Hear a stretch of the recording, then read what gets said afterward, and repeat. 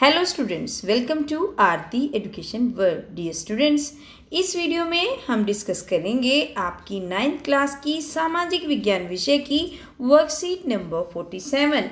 और डेट क्या है इस वर्कशीट की? वो है 22 अक्टूबर 2020।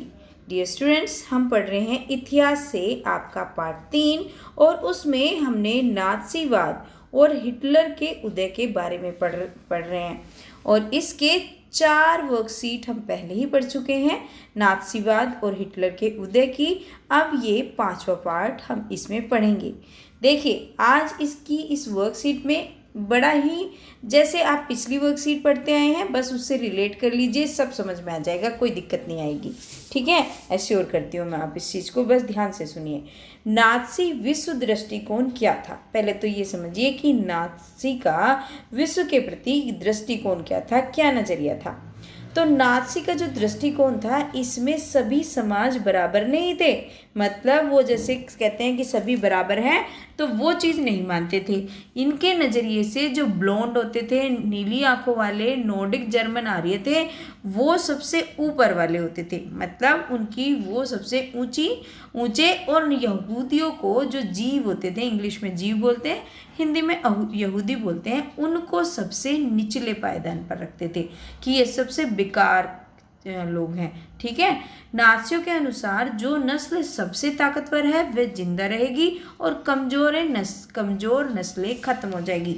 मतलब उनका कहना ये था कि जो ये आर्य हैं वो तो रहेंगे, जर्मन आर्य, नॉर्डिक जर्मन आर्य, लेकिन जो ये यहूदी हैं, क्योंकि ये सबसे बेकार हैं, तो इनको ख़त्म हो जाना चाहिए। और इनको ख़त्म करने के लिए उसने सारी योजना भी बनाई। आर्य नस्ल सर्वश्रेष्ठ है, उसने अपनी शुद्धता बनाए रखनी है, ताकत हासिल करनी है और दुनिया पर वर्चस्व कायम करना है। ये क्या था? ये था आपका इसका दृष्टिकोण नाज़ी का, जो हिटलर का था, जो हिटलर थे उनका दृष्टिकोण ये था। और क्या था? उनका ये था कि दुनिया पे हमें अपना मतलब आधिपत्य जमाना है, अपना वर्चस्व काबिज करना है। न्यूरेमबर्ग नागरिकता अधिकार सितंबर 1935 के अनुसार जर्मन नस्ल वाले व्यक्ति को ही जर्मन नागरिकता और अधिकार मिलेंगे। और उन्होंने एक क्या बनाया? नागरिकता अधिकार बना दिया सितंबर 1935 में। और उसमें ये लाए कि जो जर्मन नस्ल वाले व्यक्ति होंगे उन्हीं को जर्मन की नागरिकता मिलेंगी और उन्हीं को अधिकार मिलेंगे। मतलब इन्होंने समाज को डिवाइड कर दिया कैटेगरी में कि ये अच्छा, ये बुरा, ये सबसे बुरा, यहूदियों को सबसे बुरा कर दिया। यहूदियों और जर्मनों के बीच विवाह और संबंधों पर भी पाबंदी लगा दी। मतलब इनके बीच विवाह भी नहीं हो सकते, ना कोई संबंध बनाए जा सकते हैं। इसके अलावा यहूदियों द्वारा राष्ट्रीय ध्वज फहराने पर भी पाबंदी, मतलब जो जीव थे वो लोग राष्ट्रीय ध्वज भी नहीं फहरा सकते, इतनी पाबंदी लगा दी थी। यहूदियों के व्यवसायों का बहिष्कार कर दिया, जो भी वो काम करते थे उसको भी नहीं करने दे रहे थे। नौकरियों से उनको निकाल दिया गया और यहूदियों की संपत्ति भी जब्त कर ली गई, सीज कर ली गई। राइट, तो ये था नाज़ी विश्व दृष्टिकोण, है ना? समझ में आया ना? बहुत आसान है, आपको देखने में लगा होगा फिलोसफिकल, लेकिन बच्चों जब आप ध्यान से सुनोगे तो आपको सब समझ आएगा जब मैं समझाऊंगी। नाज़ी युवा सोच क्या थी? हिटलर का ऐसा मानना था, युवाओं के प्रति जैसे उनका नज़रिया था, वो चाहते क्या थे, जो युवा हैं वो क्या बनेंगे? वो ये मानते थे कि शक्तिशाली नाज़ी समाज की स्थापना के लिए बच्चों में नाज़ी विचारधारा का होना जरूरी है। क्योंकि कोई भी जो वो होता है, कोई भी पार्टी होती है, वो चाहती है कि हमारे सोच के लोग बने। तो वो क्या चाहते थे? वो ये चाहते थे नाज़ी विचारधारा इनमें आए। तो उसके लिए उन्होंने क्या करा? बच्चों पर पूरा नियंत्रण उनको लेना जरूरी था उसके लिए।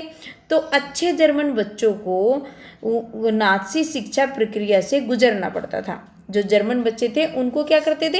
एक नाज़ी शिक्षा प्रक्रिया बना दी। एक मतलब एजुकेशन में भी एक ऐसा प्रोसेस बनाया कि उसमें एक लंबी प्रक्रिया थी। जो स्कूली पाठ्य पुस्तक थी उनको नए सिरे से लिखा गया, मतलब उनका सिलेबस ही चेंज कर दिया गया। नस्ल के बारे में प्रचारित नाज़ी विचारों को सही ठहराने के लिए, कि जिससे, क्योंकि जो हम बुक में पढ़ते हैं हमें सब सही लगता है ना, तो उन्होंने क्या करा? नस्ल विज्ञान नाम से एक नया विषय पाठ्यक्रम भी बना दिया, एक नया विषय बना दिया नस्ल विज्ञान, और उसमें वो अपने विचारधारा को ही पढ़ाता था। बच्चों को ये सिखाया गया कि वे वफादार और आज्ञाकारी बने, मतलब जो वह सरकार है, जो नाथसी समाज है, उसके प्रति अपनी वफादारी रखें और आज्ञाकारी बने, जो भी वो करें उसको माने, और यहूदियों से नफरत और हिटलर को आदर्श माने, और यहूदियों से नफरत करे, जो भी जीव हैं उनसे नफरत करे, जो जीविस है ना, जो JEW है ना, यहूदियों को इंग्लिश में जीव कहते हैं। जैसे भारत के दो नाम है ना, इंडिया इंग्लिश में और हिंदी में हिंदुस्तान या भारत कहते हैं, इस तरीके से इनको जो यहूदी हिंदी में और जीव बोलते थे इंग्लिश में, ठीक है। तो यहूदियों से नफरत और हिटलर को आदर्श माने। खेल कूद में भी बच्चों को क्या सिखाया जा रहा था? हिंसा, लड़ाई झगड़ा और आक्रामकता, मतलब एरोगेंसी सिखाई जा रही थी कि हर बात में एरोगेंसी दिखाएं। हिटलर को मानना था मुक्केबाजी का प्रशिक्षण बच्चों को फौलादी दिल वाला, ताकतवर और मर्दाना बना देता है, तो उसने मुक्केबाजी का भी प्रशिक्षण देना शुरू कर दिया बच्चों को। 10 वर्ष की उम्र के जर्मन बच्चों को युंगफोंग संगठन में शामिल करा और 14 साल से बड़े लड़कों को हिटलर यूथ नामक संगठनों में शामिल करा, ठीक है। और नाथसी राष्ट्रीय समाजवाद की भावना भरी जाती थी उनके अंदर कि नास्ती का जो राष्ट्रीय समाजवादी दृष्टिकोण था उसी को उसके अंदर भरा जाता था, भाई ये सही है, ऐसे करना चाहिए, है ना। इन संगठनों में वे युद्ध की उपासना, कि युद्ध अच्छा होता है, उसकी पूजा करना, और आक्रामकता, मतलब जो मैंने बताया एरोगेंसी, हर चीज में मतलब एरोगेंट रहना, और लड़ाई झगड़ा और लोकतंत्र की निंदा करना, मतलब जनता का शासन ना हो, बस एक तानाशाह है, इसको सिखाते थे।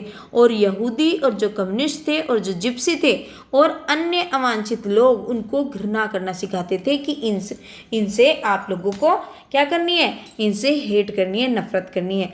लगभग 18 साल की उम्र में वे लेबर सर्विस में शामिल हो जाते थे। जब 18 साल के बच्चे होते थे तो क्या करते थे, उन्हें एक लेबर सर्विस, जिसको हिंदी में कहते हैं श्रम सेवा, उसमें उसको उनमें मिला दिया जाता था, और उसके बाद उन्हें सेना में काम करना पड़ता था और किसी नाथसी संगठन की सदस्यता लेनी पड़ती थी। जो उन्होंने नाथसी संगठन बना रखे थे उसको लेना पड़ता था। तो इस तरीके से वो क्या करता था, युवाओं के दिमाग में भी अपनी नाथसी जो दृष्टिकोण था उसको भर देता था, ठीक है। तो ये आपको ये भी समझ में आया होगा होपफुली कि नाथसी युवा सोच की थी, युवाओं के लिए क्या सोचता था वो, और उसका विश्व के प्रति दृष्टिकोण क्या था। अब देख लेते हैं नाथसी मातृत्व सोच। अब वो महिलाओं के लिए क्या सोचता था ये भी देख लो, उसकी कैसी सोच थी। सारी ही सोच उसकी अजीब ही थी, हमें अजीब लगेगी क्योंकि ये एक लोकतंत्र की सरकार के लिए बिल्कुल बेकार की चीज़ें हैं। नाथसी सोच के अनुसार महिला पुरुषों मर्दों से भिन्न और कमतर थी। वो ये मानता था कि महिला बराबर नहीं होती, जैसे आज के समाज में माना जाता है कि स्त्री पुरुष बराबर होते हैं, तो वो ये मानता था कि जो महिला है वो कम होती हैं, इनकी बराबरी संभव नहीं, इनकी बराबरी नहीं हो सकती। लड़कियों को ये कहा जाता था उनका फर्ज अच्छी माँ बनना है और शुद्ध आर्य रक्त वाले बच्चों को जन्म देना है, उनका लालन पोषण करना है, नस्ल की शुद्धता बनाए रखनी है, यहूदियों से दूर रहना है, घर संभालना है, और बच्चों को नाथसी मूल्य मान्यताओं की शिक्षा देने का दायित्व महिलाओं पर ही है। तो मतलब उसने ये मान लिया, ये मानना था उनका मातृत्व सोच के बारे में कि जो महिलाएं होती हैं वो घर ही संभाले, बच्चों को संभाले, उसमें नाथसी जो विचारधारा है उसको भरे। तो वो काम होता है एक औरत का। हिटलर के अनुसार राज्य की सबसे महत्वपूर्ण नागरिक माँ होती है, और वो क्यों महत्वपूर्ण नागरिक मानता था, इसलिए मानता था क्योंकि जो माँ है वही तो उनको सिखाएगी बच्चों को कि नाथसी जो विचारधारा है उसको अपनाना है। लेकिन नाथसी जर्मन में सारी माताओं के साथ भी एक जैसा व्यवहार नहीं होता था। लेकिन ऐसा भी नहीं है कि सारी औरतें उनके साथ, सारी माताएं हैं उनके साथ एक सही व्यवहार होता था। जो औरतें नस्ली तौर पर अवांछित बच्चों को जन्म देती थी उन्हें दंडित किया जाता था। मतलब अवांछित कौन, अवांछित वो लोग जो कौन से होते थे, जो कम्युनिस्ट, जिप्सी, यहूदी होते थे, उनको दंड दिया जाता था। जबकि नस्ली तौर पर वांछित दिखने वाले बच्चों को जन्म देने माताओं को इनाम दिया जाता था, और जर्मन वाली जो होती थी उनको इनाम गिफ्ट दिए जाते थे। निर्धारित आचार संहिता का उल्लंघन करने वाली महिलाओं को सार्वजनिक रूप से अपमानित कर उन्हें कड़ा दंड दिया जाता था। और जो अगर उसने जो एक नियम बना रखा था, कानून बना रखा था, अगर उसको उसको कोई नहीं माने तो वो क्या करता था, महिलाओं को पब्लिकली सबके सामने उनको अपमानित करता था और उन्हें बहुत ज़्यादा दंड देता था। ठीक है, चलिए अब देख लेते हैं। ये तो हमने समझ लिया, आसान था, लेकिन बड़ा ही अजीब सोच थी हिटलर की। हिटलर क्योंकि उसे अपना आधिपत्य जमाना था तो वो इस तरीके से लोगों को कंट्रोल में रखता था। अब देख लेते हैं, इसके प्रश्न उत्तर कर लेते हैं। हिटलर का नाज़ी विश्व दृष्टिकोण क्या था? तो डियर स्टूडेंट्स, इसका आंसर अब इस तरीके से लिखेंगे। हिटलर के नाज़ी दृष्टिकोण में सभी समाज बराबर नहीं थे। इस नज़रिए में ब्लॉन्ड नीली आंखों वाले नॉर्डिक जर्मन आर्य सबसे ऊपरी और यहूदी निचले पायदान पर आते थे। जो पहला पैराग्राफ है पूरा उसमें दृष्टिकोण ही लिखा हुआ है। आपको बस इंपॉर्टेंट पार्ट लिख देना है और हो गया हमारा क्वेश्चन का आंसर। छोटा सा आंसर कर देंगे और बिल्कुल परफेक्ट आंसर होगा। चलिए दूसरा देखिए, नाज़ी सोच को अगली पीढ़ी में लाने के लिए हिटलर ने कौन कौन से उपाय करे? तो बच्चों उसने तो बहुत सारे उपाय करे थे। नाज़ी सोच को नई पीढ़ी में लाने के लिए उसने बहुत सारे उपाय करे। देखो जिसमें से कुछ हमने यहाँ पे लिखे हैं। ठीक है, मैं इसको थोड़ा सा बच्चों छोटा कर देती हूँ। अब आपको एक ही जगह पे दिख रहा होगा इसका आंसर। वैसे तो बहुत सारे हैं लेकिन मैंने जो मोस्ट इम्पोर्टेंट थे वो लिख दिए। नस्ल विज्ञान के नाम का नया पाठ्यक्रम बनाया और क्या करा, बच्चों को सिखाया गया वफादार और आज्ञाकारी बने नाज़ियों के, यहूदियों से नफरत और हिटलर को आदर्श माने। 10 साल की उम्र में जर्मन बच्चों को युवक और 14 वर्ष के लड़कों को हिटलर यूथ नामक ये क्या था, नांग फूक। ठीक है, क्या था, नांग फूक। ठीक है, ये आप यहाँ से देखिए बच्चों, नांग फूक संगठन। ठीक है, नांग फूक संगठन में शामिल करा जाता था और 14 साल से बड़े बच्चों को हिटलर यूथ में। ठीक है, और 18 साल की उम्र में वे लेबर सर्विस श्रम सेवा, अगर और लिखना चाहें तो और लिख लें। बच्चों को आक्रामकता सिखाई जाती थी, हिंसा सिखाई जाती थी, है ना, और उनको क्या, उनको ये सिखाया जाता था कि वो नाज़ी दृष्टिकोण को माने, है ना। जो दूसरा पैराग्राफ है उसमें सारा वही लिखा हुआ है, लेकिन इतना लिख देंगे, ये आपका सार है उस आपके पैराग्राफ का, तो इतना आपके लिए काफ़ी होगा, मोर देन सफिशिएंट। चलिए आप देख लेते हैं तीसरा प्रश्न। तीसरा प्रश्न है, हिटलर के अनुसार महिलाओं की क्या क्या जिम्मेदारी थी? तो अभी हमने पढ़ी सारी जिम्मेदारियां, तो आप लिख दीजिए, नस्ल की शुद्धता बनाए रखने, यहूदियों को दूर रहने, घर संभालने और बच्चों को नाज़ी मूल्य। देखिए ये अलग अलग हो गया है, आप इसको आधा सह कर लें। देखो मैं बता देती हूँ आपको, जैसे ये नाज़ी है तो बस इसमें क्या करना है, आपको आधा तय करना है। ठीक है, नाज़ी मूल्य मान्यताओं को शिक्षा देने का दायित्व महिलाओं पर ही था। हिटलर के अनुसार राज्य की सबसे महत्वपूर्ण नागरिक माँ होती है। तो ये आपको लिखना है महिलाओं की क्या क्या जिम्मेदारियाँ थी। ये सारी जिम्मेदारियाँ हो गई उसकी, ये इसमें इसका इम्पोर्टेंट पार्ट आ गया। ठीक है, चलिए आप देख लेते हैं फोर्थ क्वेश्चन क्या है। एक अच्छे समाज के निर्माण में विद्यालयों का क्या योगदान हो सकता है? तो बच्चों विद्यालयों का तो बहुत ही महत्वपूर्ण योगदान हो सकता है। अगर बच्चों को अच्छी शिक्षा दी जाएगी, वे आगे जाकर अच्छे नागरिक बनेंगे और देश के निर्माण में अपनी महत्वपूर्ण भूमिका निभाएंगे। तो विद्यालयों का तो बहुत ही महत्वपूर्ण योगदान होता ही है, इसमें भी कुछ पूछने की बात है।